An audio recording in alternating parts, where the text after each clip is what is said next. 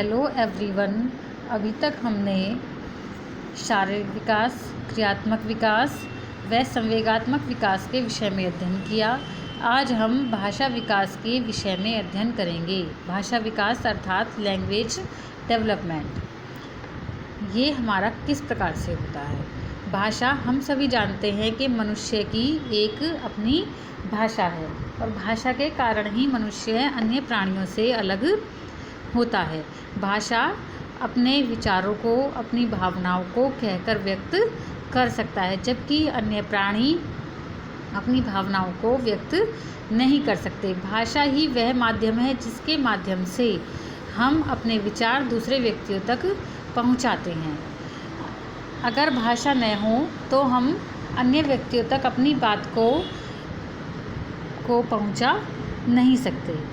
जैसे जैसे मनुष्य का विकास हुआ वैसे वैसे मनुष्य में भाषा का भी अपना विकास होता गया।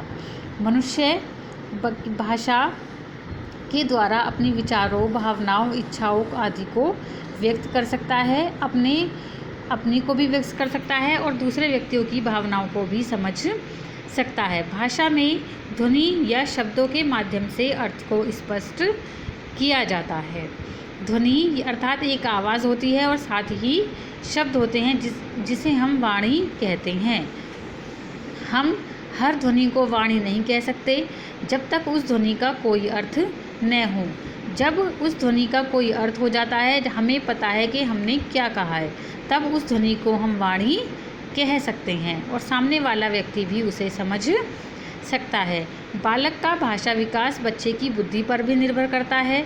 अगर बच्चा बुद्धिमान होता है तो उसका भाषा विकास शीघ्र होता है, जबकि जो मंदबुद्धि बच्चा होता है उसका भाषा विकास धीमी गति से होता है।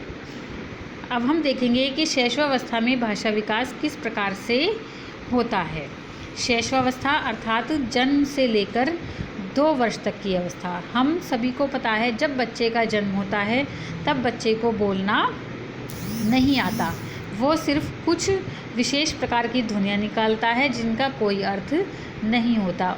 अगर हम ऐसी कोई ध्वनियाँ निकालें जिनका कोई मीनिंग ना हो तो हम उसे भाषा नहीं कह सकते। बच्चे में सबसे पहले होता है क्रंदन अर्थात क्राइंग, अर्थात बच्चा सबसे पहले रोना शुरू करता है। जिस समय बच्चे का जन्म होता है वह रोता है और रोकर अपनी तरफ सबका ध्यान आकर्षित करने की कोशिश करता है। उसकी यह ध्वनि उसके स्वर यंत्रों से अपने आप ही निकलती है। इस ध्वनि को सीखने की कोई आवश्यकता नहीं होती। 2 सप्ताह तक के बच्चे अर्थात 15 दिन के बच्चे कई मिनट तक रोते रहते हैं। उनके रोने का कोई कारण भी नहीं होता, बस वह रोते ही रहते हैं। वह कई बार अपनी भूख के लिए या अपने कपड़ों को बदलवाने के लिए भी रोते हैं, या किसी ने गलत ढंग से उन्हें गोदी ले लिया है या लेटा दिया है तो उस अवस्था में भी बच्चे रोते हैं। धीरे धीरे बच्चे के रोने की अवधि जो है वो कम हो जाती है। बच्चे जो मुख्य रूप से रोते हैं वह भूख में, शोरगुल में, तेज प्रकाश में, पेट दर्द में, थकान में, डर में, या किसी ने अचानक से एकदम से तेज बोल दिया, या गलत तरीके से उठाने व लेटाने से भी बच्चे कई बार रोते हैं। उसके बाद हमारा आता है नेक्स्ट कूइंग व बबलाना। Cooing and bubbling. 1 माह का होने पर बच्चा कुछ ध्वनियाँ निकालने लगता है। ये ध्वनियाँ हमारी कूइंग कहलाती हैं। जैसे छींकते समय, जमाई लेते समय व खांसते समय हम विशेष प्रकार की ध्वनियों को निकालते हैं। ये ध्वनियाँ सभी में पाई जाती हैं, जिसमें से कुछ ध्वनियाँ हमारी बबलाने में बदल जाती हैं तथा कुछ ध्वनियाँ हमारी समाप्त हो जाती है। बबलाने की प्रक्रिया 2 महीने से लेकर 13 महीने तक चलती है। जब हमारा स्वर यंत्र या जहाँ से हमारी आवाज़ आती है वो परिपक्व हो जाता है, तब धीरे धीरे बच्चा अधिक ध्वनियाँ निकालने लगता है, अर्थात वह बोलना सीख जाता है। बालक स्वर को पहले स्वर अर्थात ए, आ, ई, ऊ, ए आदि स्वर हैं, इन्हें पहले व व्यंजनों को बाद में बोलना सीखता है। व्यंजन क, ख, ग, घ, ड़, ट, ठ, द, ध, न, प, फ, ब, भ में आदि सब व्यंजन हैं। 1 से 3 वर्ष तक बच्चा स्वर को पहले स्वर अर्थात ए, आ, ई, ऊ, ए, आदि स्वर हैं, इन्हें पहले व व्यंजनों को बाद में बोलना सीखता है। व्यंजन इन्हें बच्चा बाद में और पहले स्वर को बोलना सीखता है। उसके बाद वह स्वर और व्यंजन को साथ में मिलाकर भी बोलने लगता है। बच्चे की बबलाने की ध्वनियाँ शब्दों में धीरे धीरे परिवर्तित हो जाती हैं।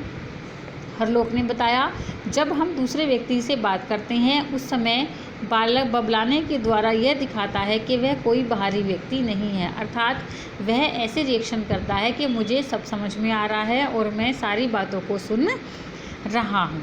नेक्स्ट थर्ड हमारा आता है गेस्चर्स, अर्थात हमारे हाव भाव। हाव भाव छोटे बच्चे हाव भाव के द्वारा अपनी आवश्यकताओं को प्रदर्शित करते हैं। हाव भाव में हमारे विभिन्न अंगों की गतियाँ आती हैं जिनके द्वारा बच्चा अपनी आवश्यकताओं की पूर्ति करता है। जैसे जब बच्चे की भूख समाप्त हो जाती है तो वह अपने सिर को दूसरी तरफ घुमा लेता है, उससे हम समझ जाते हैं कि अब इसे दूध नहीं पीना है।